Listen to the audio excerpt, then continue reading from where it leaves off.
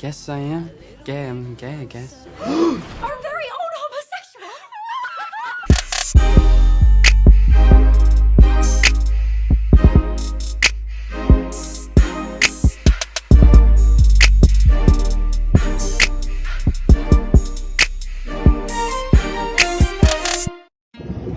How y'all doing? We're back with another car rant. This shirt looks dark as hell in this lighting. Probably because it's like another gloomy day. It snowed last night, but there's like no snow on the ground because I guess because it was a little bit warmer the day before. The snow didn't stick that much, and they were able to clear it out. And then it started raining, and then it was foggy. I don't know. This weather is so damn climate change. Okay, you need to educate yourself because literally the weather is bipolar as hell, and people are continuing to ignore what's going on. And I'm gonna just say, no, just stop it. Educate yourself. Don't be like this president who literally says that climate change is not a thing because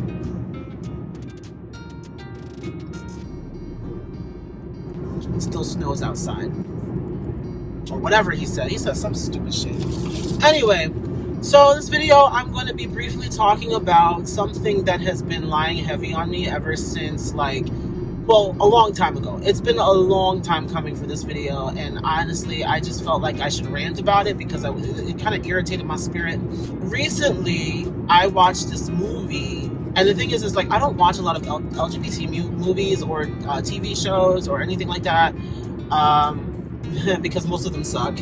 Okay, I'm just gonna be like very, very clear about that. Most LGBT media sucks, and it's mostly because of the way that they portray members of the LGBT community. I know that we're starving for attention, just like black people, Asian people, Latinos, gay people, transgender people. They want proper representation in media. A lot of the representation that the community has gotten has not been proper. Most of them are based on stereotypes, or they're just side characters that literally get they're like bottom feeders in the storylines. You include gay characters just to be like diverse, just to say that you did it, but then you don't do anything with the character. Like it's like back and forth and up and down, left and right. There's no focus.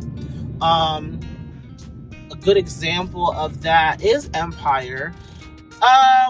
The only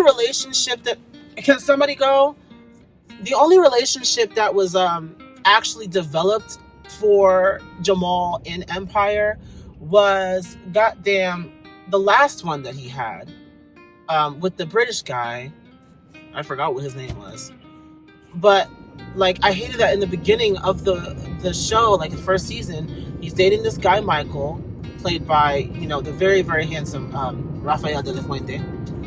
Please follow him on Instagram. If you know what's good for your life, follow him on Instagram. You will be in for a treat. But yeah, so he's dating this guy Michael in the beginning. It seems like they're headed somewhere, but then nothing. So they end up breaking up. Fine. Then he ends up sleeping with someone else. I think he worked for the company, or he worked for, he was like a videographer or something like that. They end up hooking up by the end of the first season or the beginning of the second season, something like that. All I know is that when they came back second season, he and Michael were back together. And I'm just like, okay, when did this happen? Because last time I checked, the last part of the last season, he was hooking up with some other dude. So when did Michael come back? They took no type of time to actually, tell us what actually happened in that instance. Yet in every other relationship, you saw the beginning, you saw the middle, and you saw the end. Hakeem, you saw the beginning of his relationship with Tiana. And they carried you all through the show. I get she's more of a main character than Michael, but if you're gonna have your only gay character, come in and be like that, just develop them a little bit better. I just feel like they failed a little bit in the beginning. They caught it in the end, but they failed a little bit in the beginning, which honestly to me doesn't make a lot of sense considering Lee Daniels, he is the one that made this show. So you would think that because of his being gay, he would pay a lot more attention to his only openly gay character. I just, to me, it was a disservice. It was a real disservice. But I more want to talk a little bit more about this movie that I watched. It was from a while ago. My friend, she, for some reason, likes, she just, I don't know, she thinks that I want to watch these movies all the time. I tell her my complete and total disgust with a lot of LGBT media. But she wanted to watch this movie, GBF. She never saw it before. I had seen it in the past when it first came out. It was maybe a few months after it came out, I saw the movie. And I was kind of disgusted with it back then, but I really wasn't as vigilant. I really wasn't as outspoken about my feelings about it back then. But now I have a lot better understanding and everything of this issue that we have. And so I'm going to talk about it. GBF is a story about this boy, Tanner. I think his friend's name is Trent or Brent. I think it's Brent. Why is there so many gay guys named Brent? But anyway, so the boy Brent or Trent, or I'm gonna just call him the friend. He has this whole this whole plan to make himself popular by coming out of the closet, and being around the most popular girls in school, because apparently the most sought after thing for women. I guess between the ages of 16 and 25 or something, is to have a GBF, a gay best friend, which I can attest to because there's a lot of my friends who come to me and they're like, oh my god, you like my gay best friend? I'm like, no, because I don't operate the same way that you think. Don't operate that way. I really don't. But that's a thing. There's a lot of, and they were right about a lot of things that they said. There's a lot of celebrities out there that have a lot of female celebrities who have a gay best friend. I hate to mention her in this video, but look at Taylor Swift, and she has a gay best friend. His name is Todrick Hall. Okay. Keke Palmer, she has her gay best friend that she does her little skits with. And it's just it's a bunch of that mess. So he comes up with this whole plan to get himself, caught out there and then, come out. And they go on this dating site. They download it on Tanner's new phone because I guess everybody else has older phones. So they download on his phone, and he ends up getting his phone taken away. Now, the reason why is because it rang in class because one of his friends, this girl, I forget her name too. This is not going to be an in-depth review. I just want to highlight the major points so that we can get to the actual meat and potatoes. So the girlfriend calls, and he's in class. The teacher takes away the phone. The reason why she was calling was because JoJo's character, her name is Soledad. I actually remember her name because obviously it's JoJo in the movie. So Soledad, she's a part of this gay straight alliance in school. But because the school itself doesn't have any openly gay guys or gay people in general, the club is about to be shut down. So she's trying to figure out how to go about finding somebody gay to save her club. She's one of those, they call them fag hags. I hate that term so much, but I guess whatever. So she's with her other club members in the bathroom. They're talking about downloading the app so they can find somebody close by who's gay, somebody closeted, because on the gay apps there's a lot of guys who are DL, and that's how they meet their hookups, or that's how they kind of date in the shadows. So they feel we might find somebody there. They were right, but they didn't think that it was going to be somebody so close, so they're tracking him down. So they find his phone in the teacher's desk, but mind you, it doesn't really work like that. When you are close by someone, it'll tell you that they're close by. It'll tell you oh, this many feet or this many miles away. But it's not going to tell you their exact location unless they share their location with you. And that's something that you honestly can't really do on dating apps, any dating app. So it's obviously dramatized, like it's dramatized. Is it dramatized or dramatized or dramatized? I don't know. All I know is it's made extra dramatic for the movie. So what was I saying? Yeah, so pretty much they find the phone, and then he has no choice really but to come out because they done made this whole profile for him, and they found the phone. The teacher's like, oh, that's his phone. So he's like, yeah. He's like, I'm gay, blah, blah, blah, blah. So everybody goes in a frenzy. Everyone's going crazy, blah, blah, blah, blah, blah. And the friend, Brent, he leaves, okay? He completely like fades away and goes in. So, you know, obviously Tanner gets mad because it was Brent who wanted to come out, and now Tanner was forced out of the closet. The most popular girls in school, you know, he comes back thinking that nobody's going to want to talk to him anymore. He's going to get bullied, which he ends up getting bullied a little bit. But the most popular girls in school kind of like have his back. They want to, like, pretty much using him to have like a gay best friend so that they'll have an edge for the prom, because apparently, you know, having the gay best friend is gonna, I don't know how that's actually like a thing, but apparently they are convinced that having the gay best friend is going to give them an edge for winning prom queen. And I mean, okay, fine. I find it very interesting that it tells this story this way. At face value, you know, when I first watched it, I was really like kind of pissed off because of the way that they highlighted all these stereotypes. But watching it again, I kind of got a different point of view. I kind of have like a new insight, because what they were doing, and it's kind of ingenious, what they were doing was showing, you know, a lot of women out there just how trash they are, a lot of men out there just how trash they are when it comes to, you know, dealing with gay people. So pretty much what it's showing us is a lot of women, especially straight women out there, a lot of them tend to treat gay people, especially gay guys, as accessories. Throughout the entire movie, you see it with Sasha Petir, whatever you say her name, from Pretty Little Liars. You see her character. You see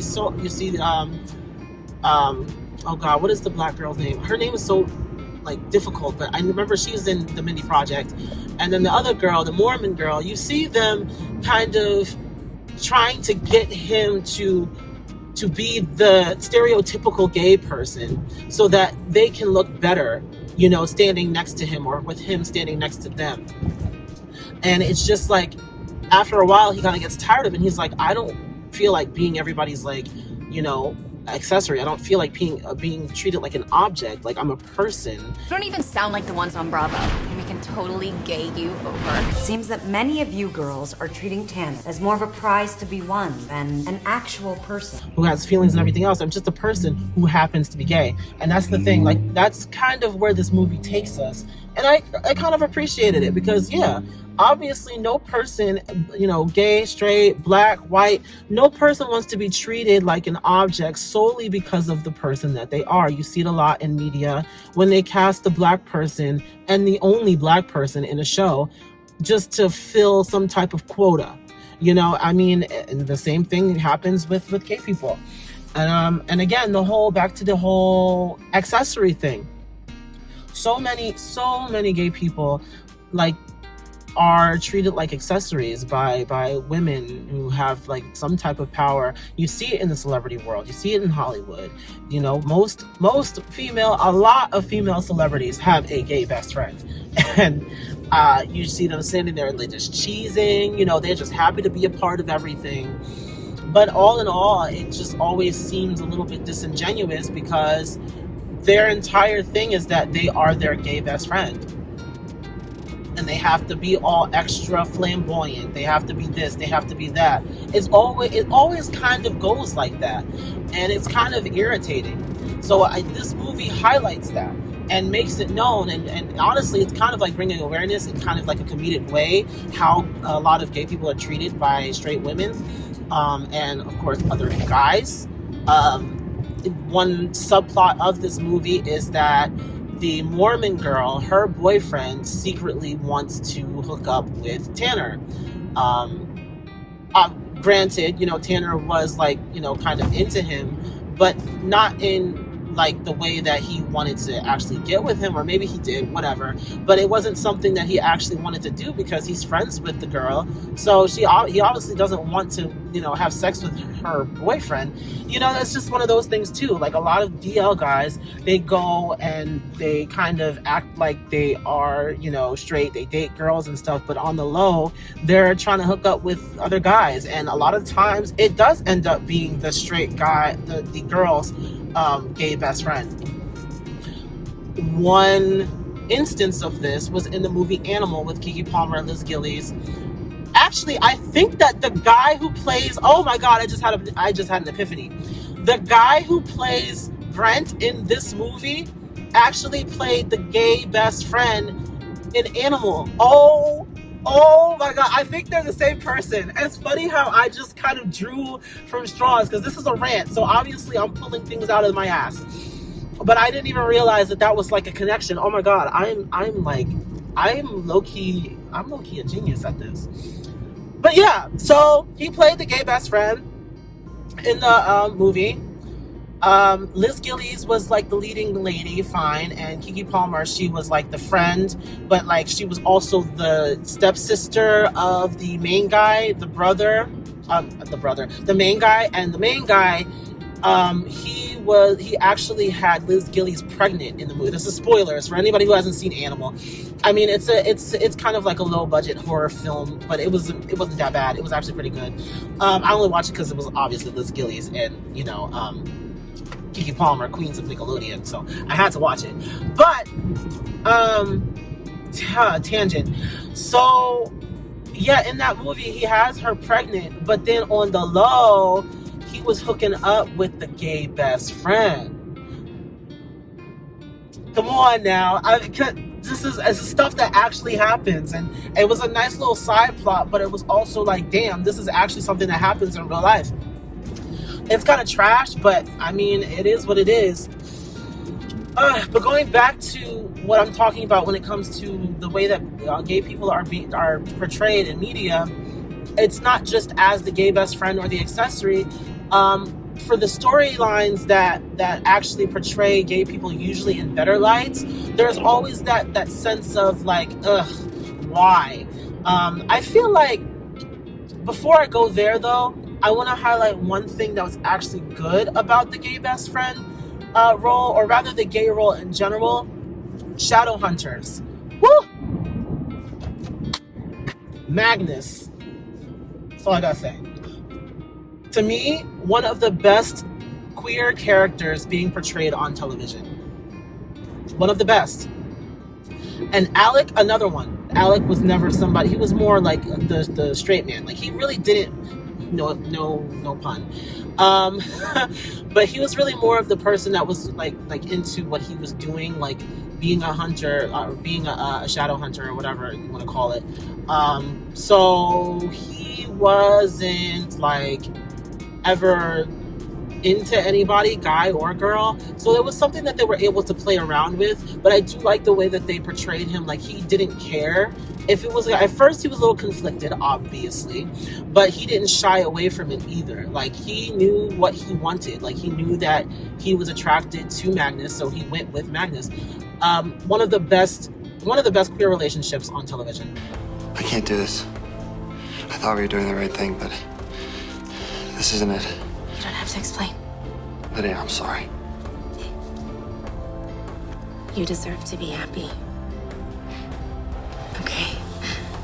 I'll be fine.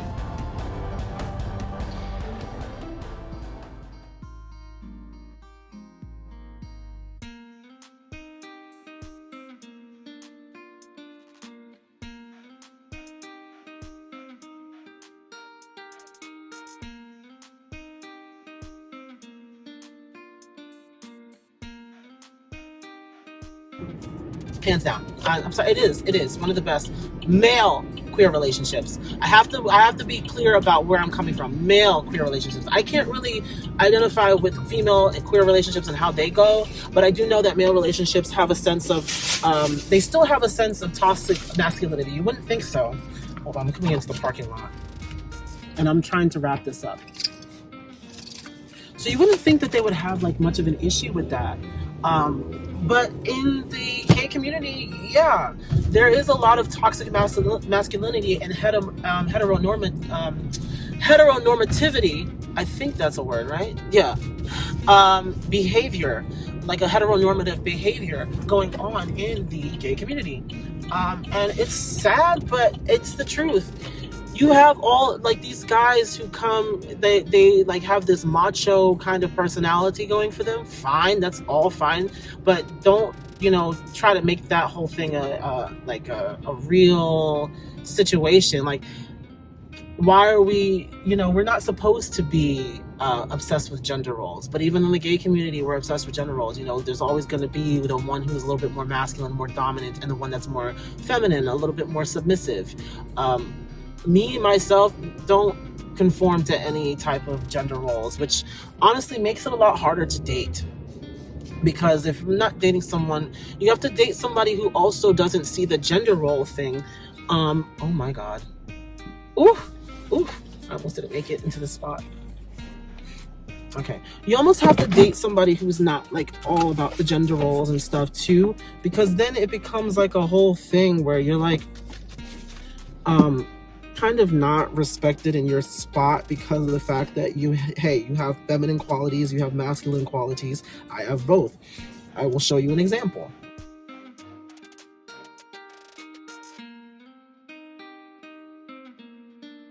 But it doesn't mean that you're like less of a man because of it. It just means that you know exactly who you are and how you are as a person, and nobody can really tell you goddamn thing. Anyway,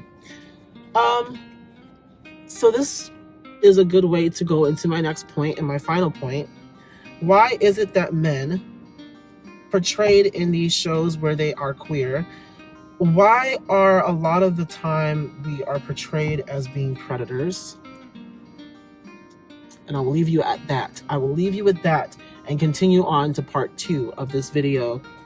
I will record part 2 at a later time, but I'm going to leave you with that thought.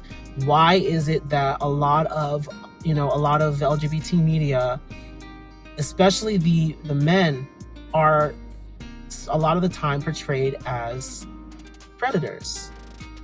And there's usually some form of molestation or even rape and abuse associated with the way that they decide to start relationships in, when it comes to gays and media. That's why it's refreshing to see a couple like Malik that is based on innocence alone and the fact that they are just attracted to each other and that it's like mutuality going on. But anyway, that's going to be it for this video. I will catch you guys in part 2. Take care. Bye.